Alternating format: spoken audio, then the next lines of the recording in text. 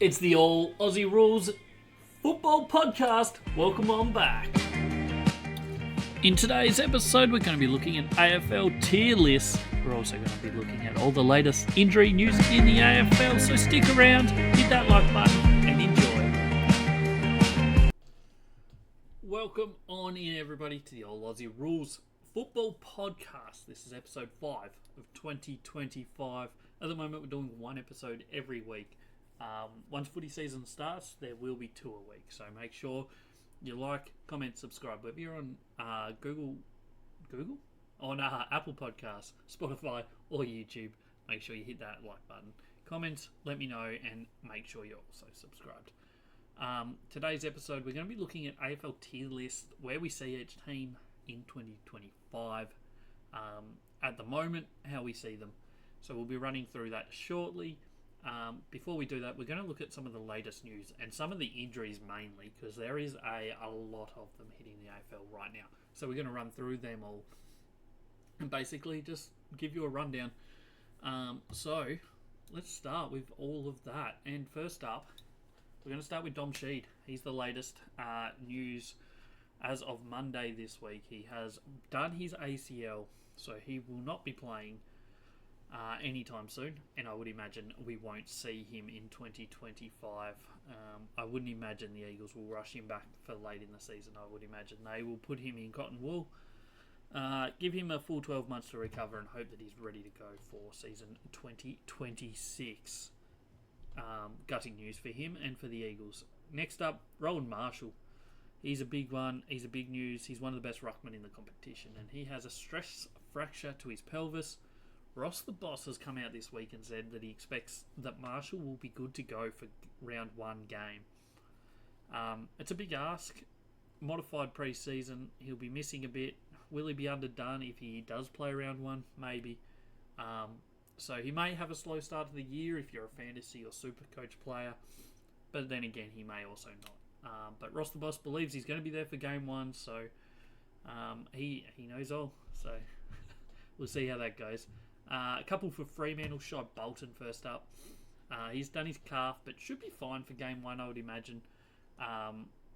Just a modified pre-season. Probably maybe a little bit underdone for his first season going for Fremantle, but I wouldn't expect him to miss too much football.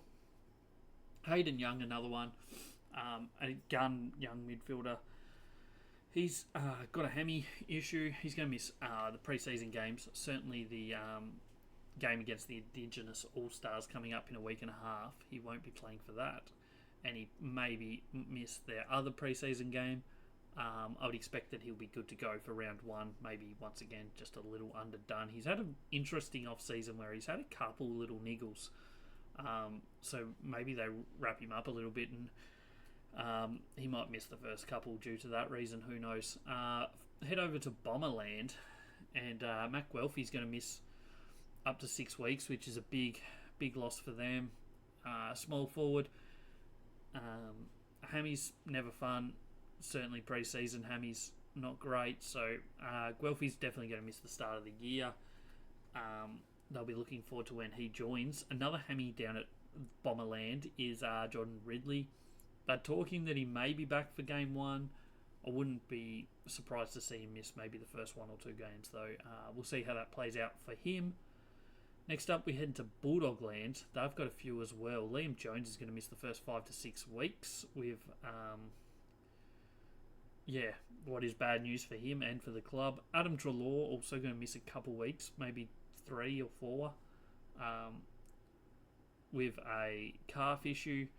And a third one for the Doggies is Jason Johannesson. He's got a hammy. He's going to miss multiple weeks as well, maybe 3 or so weeks as well for him, 3 to 4.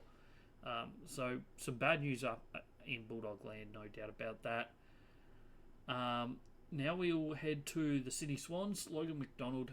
Sydney haven't given us a time frame on it, but he's certainly going to miss pre-season action.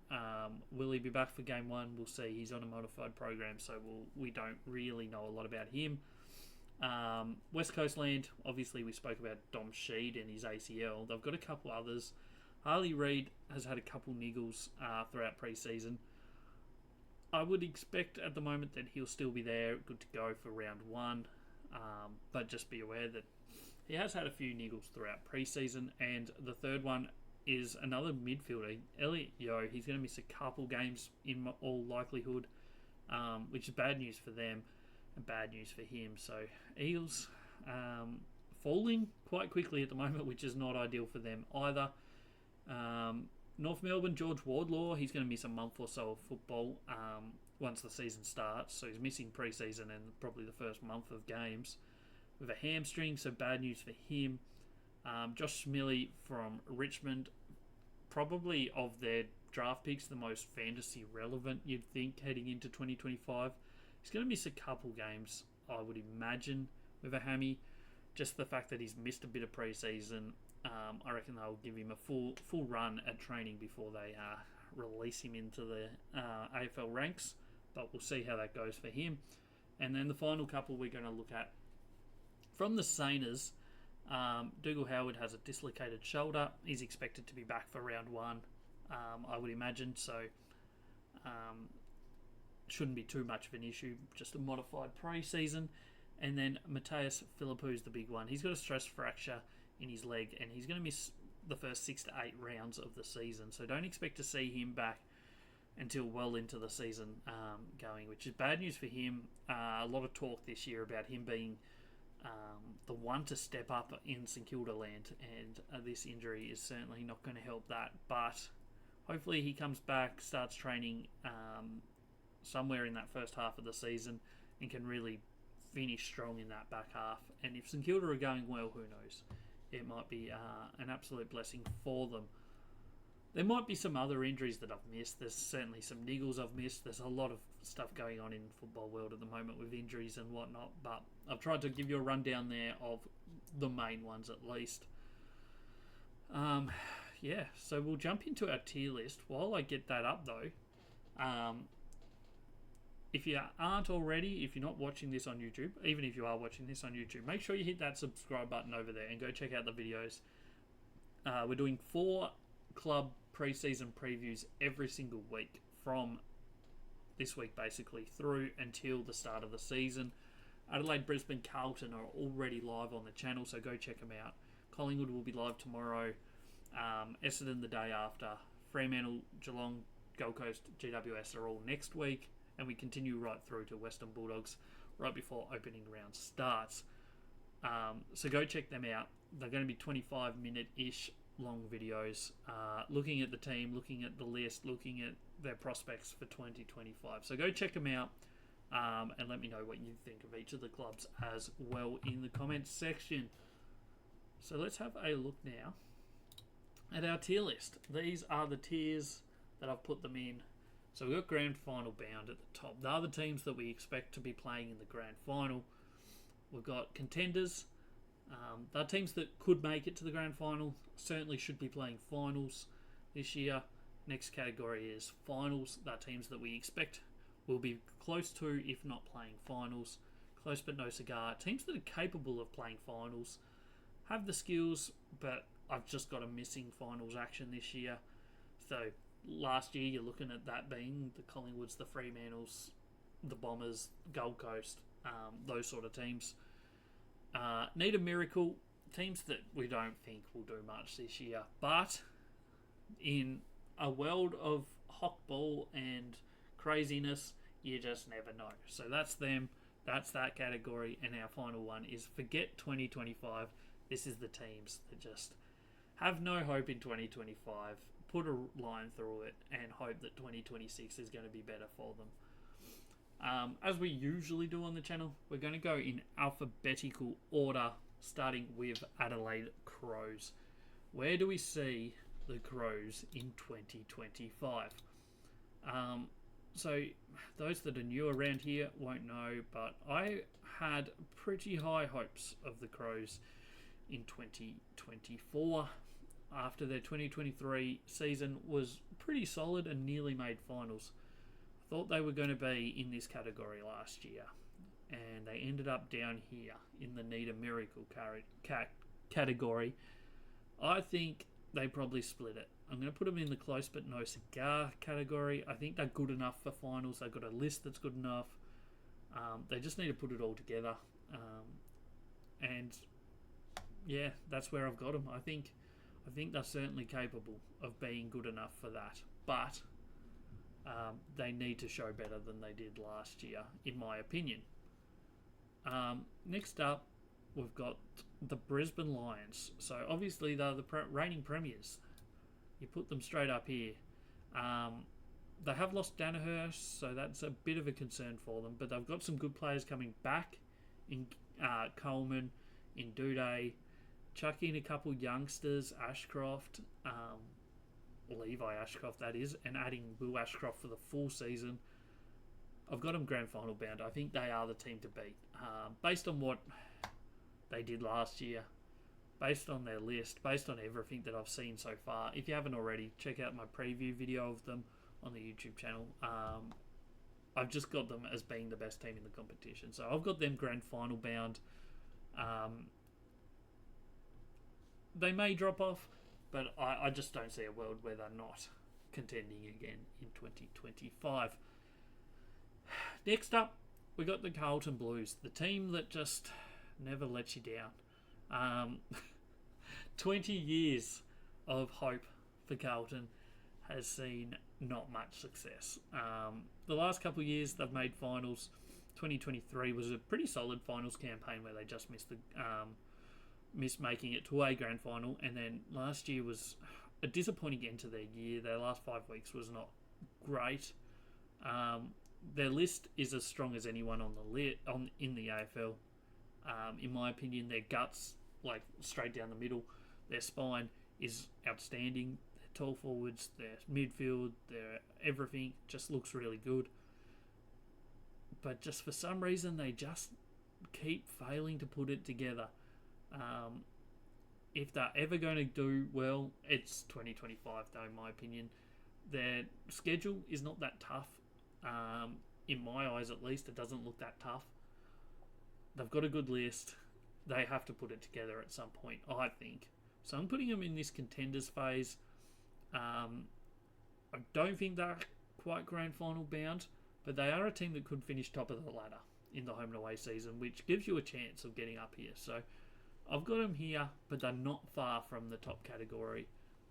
But there's every chance that they just stuff up the season and end up down here with the Crows. You just never know. Next up, we're heading to Magpie Land, and it's the Collingwood Magpies, the 2023 Premiership team. Last year, they obviously missed finals. They've added Houston, they've added Perryman, they've added Tim Membry. So 3 ins, all quite likely to play. They really only lost John Noble from their best 22. So overall, their list has got better. It has got older though, which is their big concern. So they've basically got this year to push, and then it'll be interesting to see what they do after that with a lot of older players. I personally think that they could be in any of these top 3 categories. I'm going to put them here, but do not be surprised to see Collingwood contend throughout the season. In my eyes, they've got a better list than they did in 2023 when they won the premiership. Obviously, some of the players have got older. DeGoey, Mitchell, Pendlebury, all injury / age concerns. But like, you've also got Nick Dacos, who's only getting better. Josh Dacos should be getting better. They've still got plenty of players in that 27 to 30 range that should all be at or around their peak. So I think they're capable of competing all through the season. I think they're a team that are going to play finals though. So we'll put them in that category. And yeah, we'll go from there. Next up, it's the Bombers. What to make of them? They've had an interesting off-season. They didn't make many moves or any moves really, other than trading away a draft pick so that for next year's draft. I just don't know about the Bombers, in all honesty. They're a team that were not that far from finals last year. With about 8 weeks to go, they were in the top 4. They fell apart a bit. Were they overperforming when they were in that top four? Probably. It's kind of similar story the year before when they were also up competing and then fell away in the second half of the year. Is it conditioning? Is it just the fact that they overperform early in the season? It could be a lot of things, but I just haven't seen enough from them in this off-season as it stands to consider putting them as a contender. Maybe they're in that close but no cigar category. But based on what I've seen, I just think that they sit in need of miracle. They are a team that could do a Hock Bowl of last year and just rise up the ladder and find their touch and take off, because they do have some very good players. Zach Merritt's an absolute gun, and Nick Martin's potentially a gun. They've got some other good players, so it wouldn't be the biggest surprise ever if they did rise up the ladder, but at the same time, I just haven't seen enough from them in this off-season to consider them a genuine finals chance. Next up, we've got the Freo Dockers. Now, these guys are another funny one, because last year, with about 4 weeks to go, they were in the top four. They looked locked for a final spot, and things were looking great. And then they lost their last 4 weeks, missed finals by a game, or half a game even, sorry. And, it all looked doom and gloom. They have an outstanding forward line. They have the best midfield in the competition in my eyes, like overall midfield in the competition. They have some really good backmen. They're a team that just should be competing. And based on that, I'm going to put them in the contenders category, and I'm going to put them ahead of Carlton. Their season last year, up until 4 weeks to go, suggested to me that they are good enough. And they haven't got worse. They've added Shai Bolton. They're a team that should be up in this contending category. I think they're there. They obviously have not had the greatest amount of success as a club in their history. It's not fantastic. They did make a grand final about 10 years ago when they got beaten by Hawthorn. This is maybe Fife's last chance for a premiership. He's on his last couple legs, you'd think. He's certainly nowhere near as good as he was 5 or 6 or 10 years ago, but he doesn't need to be, because they've got some gun midfielders. Sarong Brayshaw and Hayden Young. Chuck in Shai Bolton now. Like, they've got plenty of talent in there. So maybe they can get over the line for Fifey late in his career. If they were to win it this year, that would be Fife's retirement. I'm fairly confident of that. Next up, we've got the Cats. Now, these guys, what to say about them? A lot of people wrote them off before last season after their 2023 campaign netted them a missed finals opportunity. But then they came out and won their first 7 games, and all of a sudden they were looking great. They had a rough patch in the middle of the year, but finished pretty strongly. They made finals. They made a qualifying final against Port Adelaide in Adelaide and beat them by about 80 points and just looked fantastic. They then went into a prelim final against Brisbane at the MCG. Were leading with less than 3 minutes to go in a prelim final, but conceded a couple of late goals. Missed out on that grand final berth, which you would have to think they would have been a very, very heavy favourites against Sydney, and based on what we saw Sydney put up in the grand final, you'd have to expect that they probably would have won it. So they were a big chance last year. And based on that, the fact that they were so close, they haven't lost anyone really. They've added a couple little pieces, mainly in Bailey Smith. I'm putting them up in this grand final bound category with Brisbane. I could go either way. I'm going to put them just below Brisbane for the fact that I said Brisbane are the team to beat. But I personally think that they are certainly close, if not the team to beat this year. They're going to be tough to beat for pretty much everyone, I would think. Next up, we're going to the Gold Coast Suns. These guys are a team that last year, if you put their home record, home form, they would have been up here in this finals, maybe even contending bracket. But if you looked at just their away form, they're in this area down here. The end of season changed that a bit. They did lose their last home game, but they also won their last 2 away games. So, based on that, you'd think they're a team that's pushing for their first finals campaign. And in all honesty, I would love to see it. They need to do it at some point. But I just don't see it. They've made some big changes in the off-season. There's no doubt about that. Obviously, Lukosius has left them. But they've brought in a couple half-back flankers. So in Rioli and John Noble. So they've made some changes. Sam Flanders going to go in full-time mid. I can see them playing finals this year. It's not too often we've been saying that about Gold Coast. They are good enough to play finals, especially at home. They just need to find a way to start winning games on the road. So will they do that in 2025? If I was a Gold Coast Sun supporter, I would have a little bit of faith that this year could be the year that they do that. So I've got them above Adelaide, but I'm not confident enough to put them as a actual finals team just yet. They could change very quickly into the year. Next up, GWS Giants, a team that last year, for most of the season, looked contenders finals. They did sneak into the top 4. They were leading Sydney all day, basically, in a qualifying final and then lost. They then played a semi-final hosting the Brisbane Lions.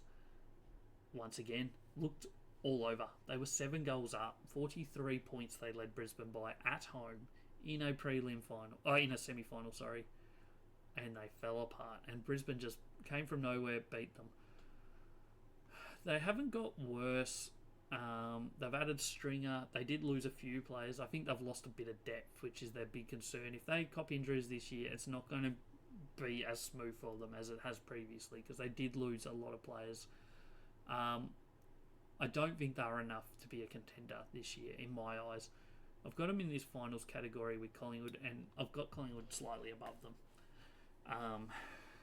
It's going to be an interesting year for them, because they do have arguably the best all-round forward line. They have a really solid midfield. They have 2 of the best key defenders in the league as well.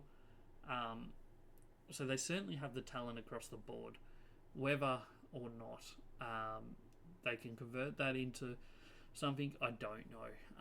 Will the Demons of finals last year be in their heads? Who knows? They also, of course, had their Mad Monday celebrations that was interesting as well. So they've just got lots happening. They're a team that a lot is happening, and they are a team that can contend. I think they'll be right on the fringe of the finals. Next up is the Hawthorn Hawks. Hawk Ball 2025. What do we expect from Hawk Ball in 2025? They obviously went from starting the season in need a miracle phase to all of a sudden almost being in this contenders phase, finishing 7th on the AFL ladder in the home and away season, playing Bulldogs in a final, beating them, and then going to Port Adelaide for a semi-final and almost beating them. Had every chance, but just didn't quite get over the line. If they improve, they go into the contenders. I don't know if they do improve. They're going to be the hunted a bit more this year than they were last year. Teams will be starting to look into a Hawk Ball and how to stop it. I think they're good enough to be a contender, but I'm going to put them in this finals category with Collingwood and GWS at the moment. I think they split those two. I think their list just lacks a little bit of that top-end talent. They have some stars and some future stars on their list for sure. Like you look at Newcomb, he's really starting to look like an absolute gun. They've got plenty of good players that could take that next step, but as it stands, they just don't have that elite player base. So I'm just going to put them in finals for now, but they are a team that certainly could contend in 2025. Next up, we've got the Demons, and they're a team that went from up here early in the season. Once Petrarca left, when I say left, got injured, they fell down to almost these two categories. They missed finals. They had a really rough finish to the season. Petrarca will be back to start this year. Maxi Gawn, obviously 7-time All-Australian, I think he is, 7 or 8-time All-Australian ruckman, best ruckman maybe of all time, certainly in the conversation. Chuck in the fact that Clary could be back to his best. He had a shocking last year, let's be honest. He played pretty much all season, but there was just too many off-field issues early on in the year. From all reports, he's looking very fit at the start of this season, whereas last year he certainly didn't quite look as good. So him at his best adds a whole new string to this Melbourne Football Club, and they are a team that could come back up into these contending phases. There's no doubt about it. They have a lot of talent on their list.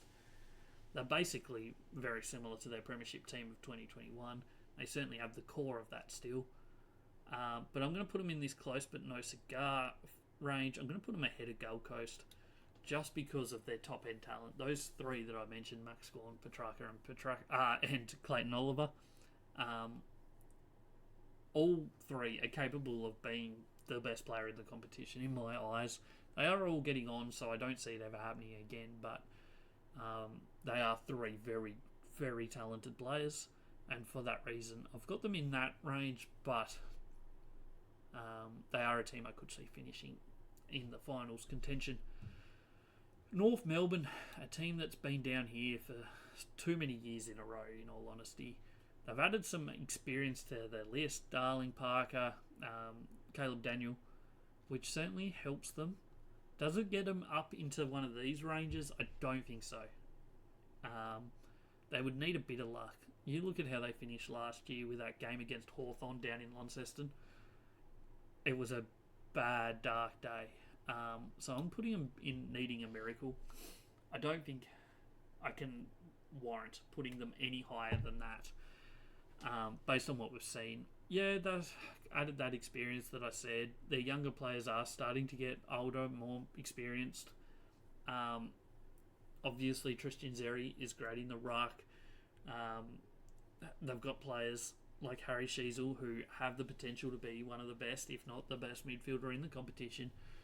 But I just haven't seen enough from them yet to say that this is the year that they finally break that. I can see them winning 6, 7, 8 games this year. I can't see them winning 12 or more. And I think that's a fair adjudication of where they are. Next up, we've got Port Adelaide, who finished 2024 second on the ladder. Great home and away season again for them. It was a weird season for them. They're kind of, in a way, like the Bulldogs, a little bit inconsistent at times. But they did finish second on the ladder. They got smacked in their home qualifying final. They then snuck across the line in a home semi-final against Hawthorn. Before, I won't say getting smacked, but being comfortably beaten by Sydney over in Sydney in a prelim final. They never really were in contention in that game. Lost it by about 30 points. It wasn't a drubbing, but it certainly wasn't fantastic. So they're a team that you never really felt that they were grand final bound last year, even though they finished second on the home and away season. But they were always pretty much in the contending or finals areas, maybe pushing towards contenders. Have they got better or worse? They've lost Dan Houston, which is obviously a big loss. And for that reason, and a couple others, I've just got them here. They've got a really strong midfield. Their forward line, I think, needs some work. And also their back line is a weird sort of combination of players in my eyes. And for that reason, I've got them below GWS, down in the finals category. As you can see, I've already got 8 teams in that finals category, and there's still 5 to go, so maybe there's going to be more people in finals or above than actually can finish in the finals and above. But it just shows you how close the middle of this competition is. It was last year, and I expect it to be again this year. So we'll jump onto the Tigers, and in all honesty, there's not much to say about these guys. Last year was a disaster. They had a lot of injuries. They fell apart and only won 2 games for the season. This year, it could be worse, in all honesty. If injuries hit them this year, it's going to be really rough. They still have a few good players. They obviously have got a lot of young, good draft picks, but we're not going to see much from them this year. If they win 2 games this year, I'll be surprised, in all honesty. I don't see where they win their games in 2025. They will win 1. They may win 2. But I just don't know who it's going to be against. Like last year, their 2 wins were against Sydney and Adelaide in Adelaide. So 2 games that certainly weren't the easiest 2 games that they played for the year. St Kilda, they played finals a couple years ago. Last year, they spent most of the year down in this range, probably between close but no cigar and needing a miracle. They finished the season really strongly. Their last 10 weeks was really good, and they ended up just outside of finals contention. They spent most of last year fighting with Adelaide for like that 4th and 5th bottom spot. They ended up passing Melbourne as well. So you'd have to put them in this close but no cigars category, I think, due to that. And I think maybe just below Gold Coast, in all honesty. I think they're still ahead of Adelaide. They're a team that can definitely play finals at their best. But again, kind of like a couple other teams that we've mentioned, maybe just lacking that elite talent at the top. Roland Marshall is one of the best ruckmen in the competition. But outside of that, there's not too many players that you can say have the capability at the moment of being in the top 5 players in the AFL. That's how I see it, at least at the moment, in my eyes. But they are a team that could bounce up into that finals category at some point in 2025. Next up, we've got Sydney, who obviously lost the grand final last year, have lost 2 of the last 3 grand finals. Absolute elite midfield, really solid back line. Their forward line costs them. There's no doubt about it. They rely too much on their midfielders to kick goals between Goulden, Warner and Isaac Heaney. No, relying on them to get 6 or more goals between those 3 week in, week out. And that's just too much from your midfield. They have all these tall forwards that just underperform week in, week out. Their smaller forwards do their job, Papley mainly, and Will Hayward as well, do their job, but they're just not getting enough goals from their tall forwards, and that's their one downfall, I think, overall. If they fix that up, if one of those guys really grabs the season by the neck, and you could see them again being up in this grand final bound. I don't think they will be. I think this is a year where they drop off a little bit. In all honesty, I don't think they'll be missing finals, so I've got them in this category. They were better than Port Adelaide last year, so maybe I keep them ahead of Port Adelaide. But I don't see them being a genuine contender unless they fix up their forward line, because it is their biggest issue. The amount of chances they get from their elite midfield, they should be doing better than they are. Obviously, like we saw Joel Amartey kick 9 goals against Adelaide and look like a star. So all of a sudden you're like, oh, maybe he can do it. But he did not do it once. One other time throughout the season did he look like taking a game by the scruff. He did, of course, kick the winning goal against GWS in the qualifying final.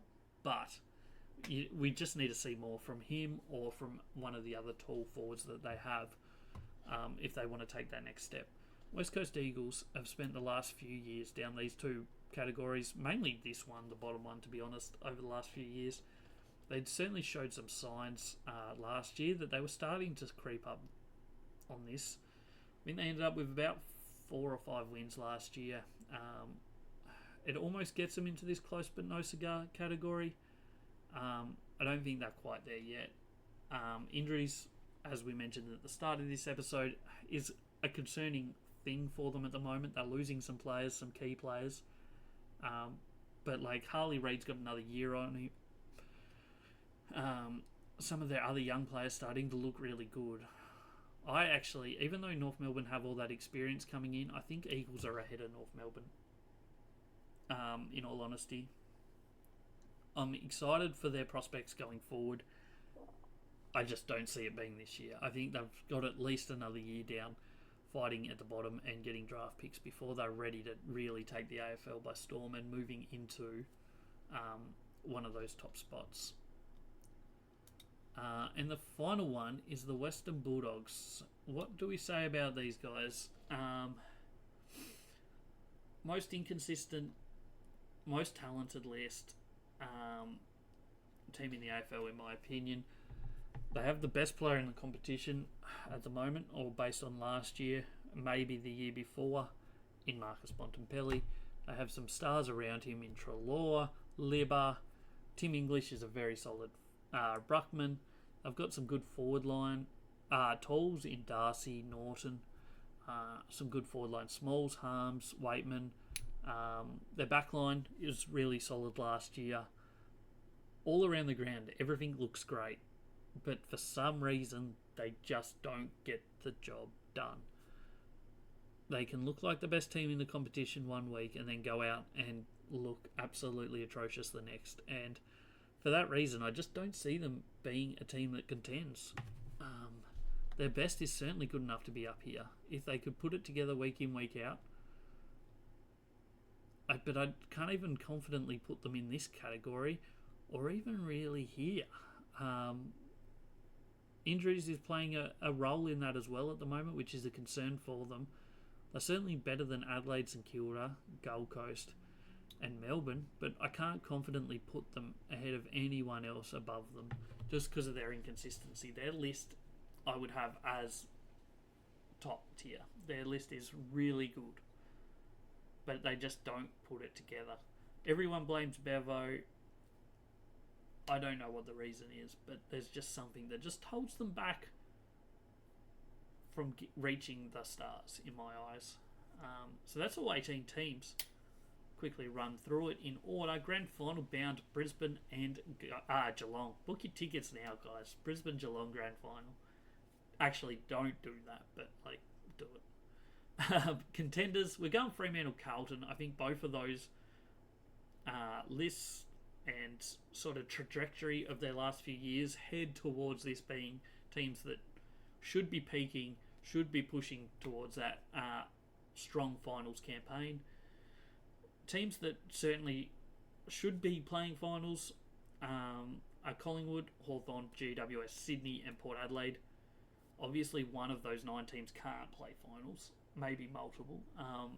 But I think all of those teams are teams you could see playing finals. You could even potentially see them contending up late in the season. But I just don't think they're quite as likely as the teams above them.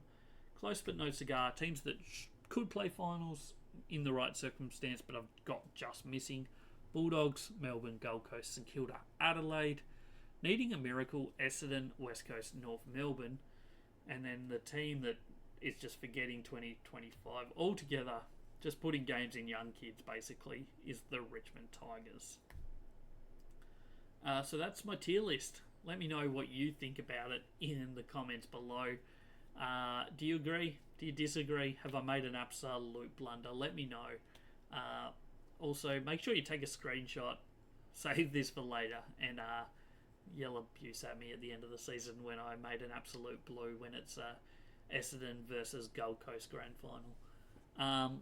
Without any further ado, though, that's about all we've got to say. Don't forget to like, comment, subscribe, head over to the YouTube, check out all those videos, check out all the social medias. TikTok is going off at the moment. We're posting tons of videos, one every day leading up to the season.